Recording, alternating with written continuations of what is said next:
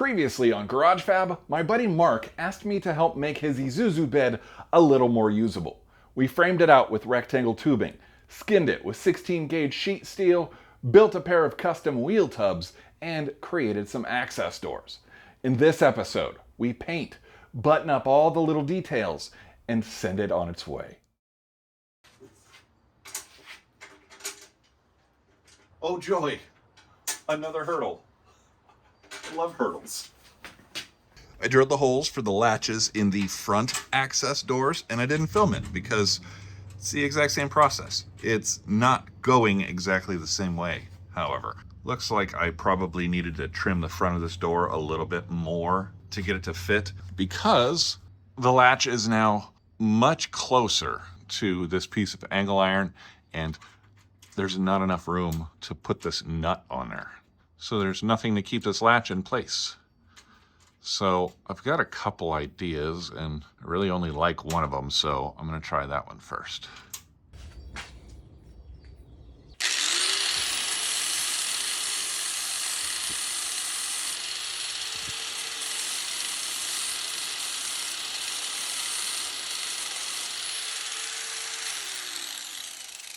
Okay, what I did was rounded off two of the points on this hex, and the purpose of that is so that I can turn it, but just a little bit. And my thought was, even though I won't be able to turn the nut, I can turn the latch, at least for the majority of the way, and then hopefully I can just snug it up with the nut. And there's a couple more flat sides on the nut. This is proving to be much more difficult to screw in than I thought it was going to be, just because it's polished and shiny. I think I need a rubber glove to do this. All right, well, it's working, but it's not because of this radius on the inside. I don't want to trim the nut anymore because I've already trimmed off so much material, which actually isn't all that much. I just trimmed off the points. The nut isn't any thinner than it was before. But still, I don't want to trim down the nut much more because it's aluminum. I think I'm going to get rid of that little radius in the angle iron.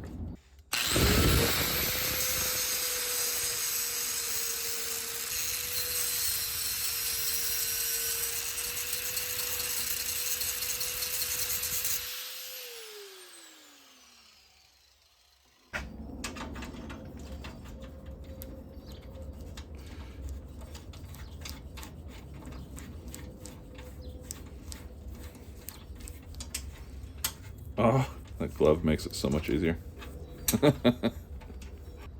Nice. The nut is on. It's snugged up. I don't see any reason why I can't just tighten this up. I'm not going to do it right now because we're not painted. Well, if I turn the nut backwards a little bit, I can get almost a half turn out of it. I can't imagine I would need more than that to get it to tighten up. That hurdle has been jumped. Hey, Garage Fabbers! Before we get too far into painting, I think I should mention that I'm not a painter. In fact, this is only the second time using this professional Anest Iwata spray gun. Why am I using professional stuff if I'm not a painter? I have this belief that if you want to learn a craft, you should learn on the best equipment possible. I feel it's the only way you know for sure that whatever problems you're having are things you, the user, are doing wrong and can be fixed. It sounds backwards, but being able to accept fault for things is so freeing. It makes learning more fun and less frustrating because there's hope. There's my bit of unsolicited wisdom for the week. The point I was trying to make was you'll likely learn more in the comments section than you will watching this video. Because I don't really know what I'm doing, I thought it would be wise to start on the bottom of the bed. I figured I could dial in the spray gun settings and practice so I can spray the top side with the most quality coat you've ever seen. Good thing, because my first few square feet of high build primer looked like a textured wall. I ain't mad at it though, because it looks kind of intentional, like bed liner or something. Near the end, I was pretty happy with what I was putting down. Since I kinda liked the texture, I went straight to spraying the black.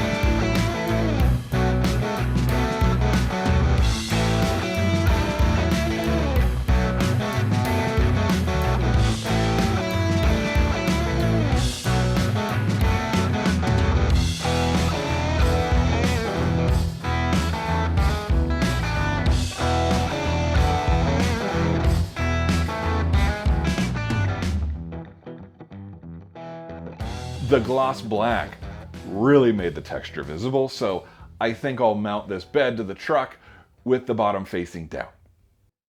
Mark swang by and knocked out the supports for the bed skirts. Swang? That's definitely a word. I don't paint these, so I use galvanized conduit. Usually. I didn't have any this time, but I do have a lot of copper tubing left over from my bathroom upgrade. Not as attractive, in my opinion, but Mark approved, so yay.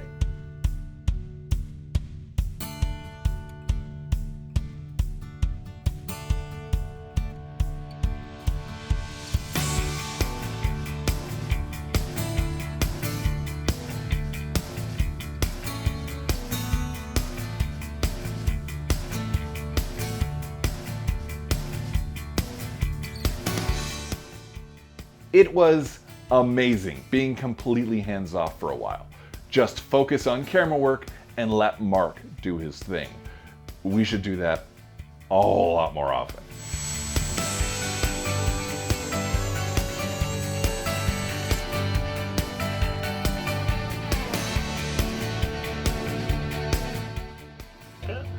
Yeah. Oh, wow. Did I just nail that like first try? Probably. That's pretty dang close, huh? First try. First try. Never done this before. Never. Well, I've been those two.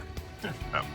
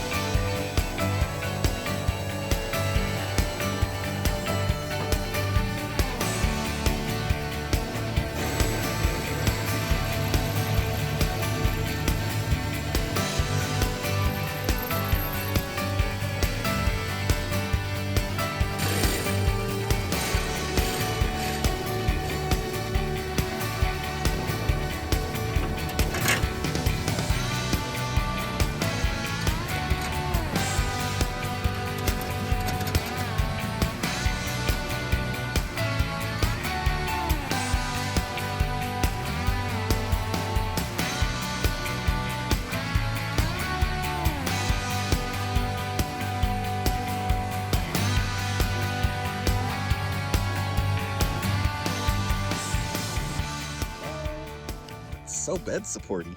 I know, very bed supporty. One more to go. The top gets the real stuff. This black seam sealer was close to $50 for the tube. It's designed for application directly on bare metal and can be painted. I should mention that in previous videos, the bed was etched with phosphoric acid and prepped with 400 grit sandpaper. I really don't think the phosphoric acid did anything the sandpaper wouldn't do on its own, but I could be wrong. Immediately before spraying, we cleaned everything with wax and grease remover and then went over everything with tack cloth. Tack cloth is like a cheesecloth soaked in what feels like wax. Its purpose is to grab onto and remove any dust particles before painting. Probably a joke since we're painting in the driveway. That said, before all of this, we swept the driveway really well and hit the concrete with compressed air. The air from the spray gun is capable of kicking up dust from the ground, so blowing it first just made sense. Just like the bottom, I'm using direct to metal high build primer on this first layer. This time it was a much smoother coat, but it still had a fair amount of orange peel. During some post research, I learned that I should have been using a different spray gun tip for the primer. The texture wasn't bad, but I was now aware how much more visible it would be with the gloss black paint on it. So I decided I should sand it smooth with some fine grit sandpaper. I think it was 1000 grit, but I don't recall. Once that was done, the whole cleaning process started over before spraying the black.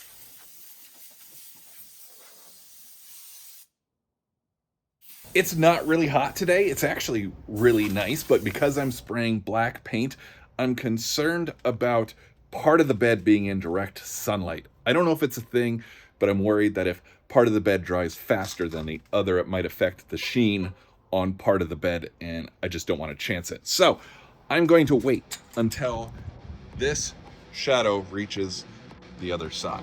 Once the entire bed is in the shade, I'm going to start spraying, and until then, I'm going to mess around with some other stuff.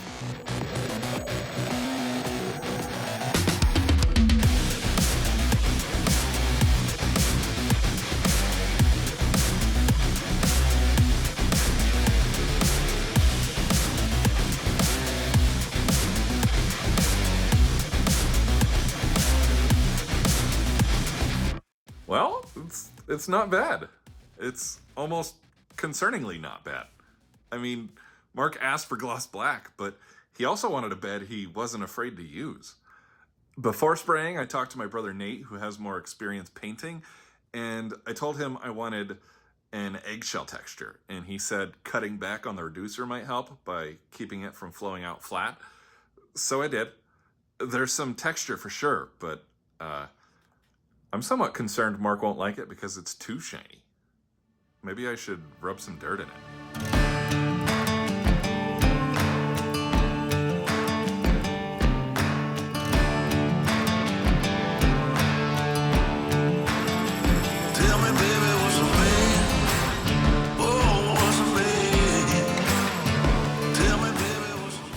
What I learned while painting houses, which is completely different, but still, is that masking tape should be removed after the paint has set up a little, but not fully dried. Peel it too soon, and the paint might drip or sag a little. Peel it too late, and it might flake or peel the paint.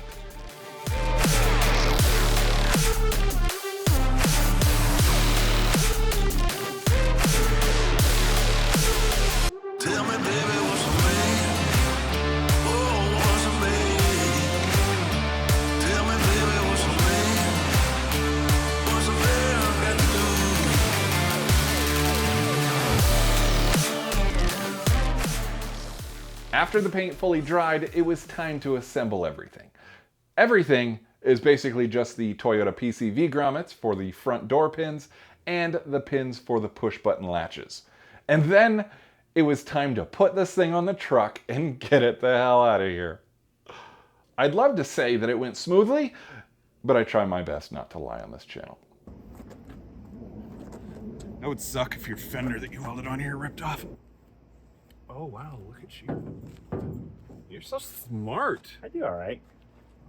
Why does it seem like it's too high over here, though? I'm not sitting on the frame over here.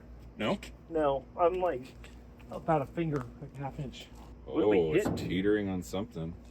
We've put this on. This doesn't make sense. Yeah, but... We are sitting flat on the notch. Are we not supposed to be on the notch? No, it is supposed to be on the notch. So earlier we were talking about how the center wasn't going to have these supports going across because the notch was going to support the bed. The center section is going to be support free. It's not really support free. The frame of the truck, the notches will support the sheet metal, and the bars between the notches will also support the sheet metal. But we're not adding anything to the framework of the bed in the middle. Then it seemed like it was causing issues with the bed mounts. But I vaguely remember talking in the past about raising these mounts up so that we would intentionally have to use spacers. Oh, one thing I didn't mention Is that we are designing it in a way where the mounts that are welded onto the bed are not going to contact the, what do you call these? The bed mount pedestals or something? Yeah. Okay. There will be space in there. And the reason for that is so that we can use shims to fine tune the height. If down the road we realize that this body line is just a little wonky, we could easily adjust the height of the bed by removing or adding shims, because there would be nothing worse than needing to lower the bed, but you can't.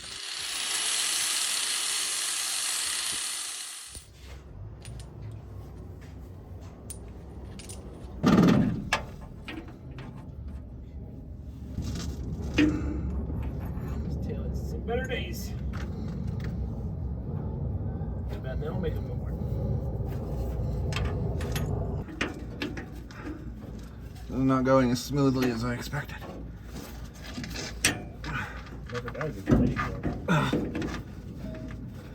I feel like I need longer bolts. That's not gonna be enough threads. Do we have longer bolts? I don't know. I'd go get some, but you know, trucks and capacity. Yeah, I know. I'm sure I got something. I got bolts. Longer ones? Longer ones in it. Made me realize that I got these bolts for this. Oh, you did? So it confirms that the gap between the mounts was intentional because they got Like big you shoulders bought on bolts? them. You What? put this on? What? You bought bolts for this? Yeah. Brand new shiny ones.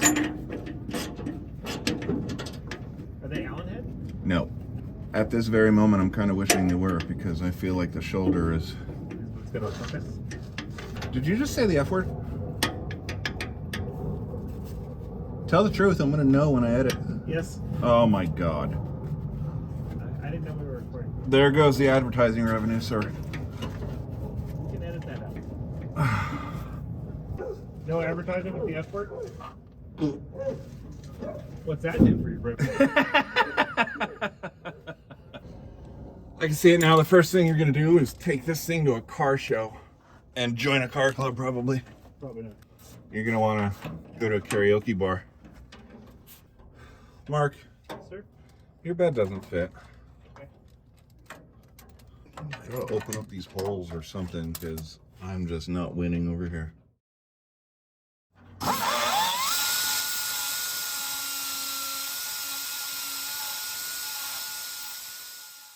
It's gonna need a big washer on the bottom.